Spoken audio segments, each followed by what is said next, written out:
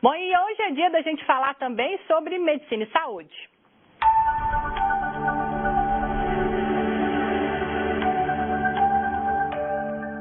E o assunto de hoje é saúde bucal. Nós vamos falar sobre o bruxismo, um problema que atinge 30% das pessoas do mundo, segundo dados da Organização Mundial de Saúde. E no Brasil, esse número chega aí a 40%. E para a gente falar mais sobre esse assunto, nós estamos recebendo aqui no estúdio a odontóloga Lívia Isaac. Bom dia, Lívia. Muito obrigada pela sua participação. Seja bem-vinda aí ao Manhã Vitoriosa. A palavra é estranha, né? Bruxismo. O que significa e por que a origem desse nome? Ele significa uma parafunção, normalmente um ranger ou um apertamento dos dentes, né? E causa diversos problemas, né? É a questão mesmo de ranger. E quais são os sintomas, Lívia, do bruxismo? Eu tenho um filho que tem 11 anos e que ele apresenta os dentes bem gastos, né? E a especialista pediu para que a gente ficasse observando se à noite ele tem essa mania de ficar rangendo os dentes. Com certeza, isso também pode ser um dos indícios, né? Esse desgaste nos dentes. Isso.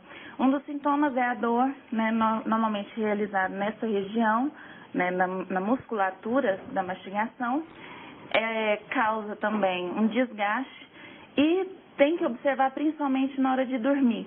Provocam sons estranhos. É realmente como se estivesse quebrando, triturando alguma coisa. Quem estiver ao lado dormindo chega até a escutar e acordar por conta desses barulhos. E esse ranger dos dentes, ele ocorre só à noite ou durante o dia também você faz ele sem perceber? Durante o dia, sim, também. Como ele é um efeito inconsciente, ele pode ocorrer de dia também. Só que durante o dia a gente tenta controlar. Quando perceber, tenta abrir um pouco a boca, relaxar, fazer massagens circulares na região do músculo e acalmar. Que normalmente está ligado ao estresse, ansiedade, nervosismo, às vezes uma má oclusão, que é a mordida errada, o apinhamento.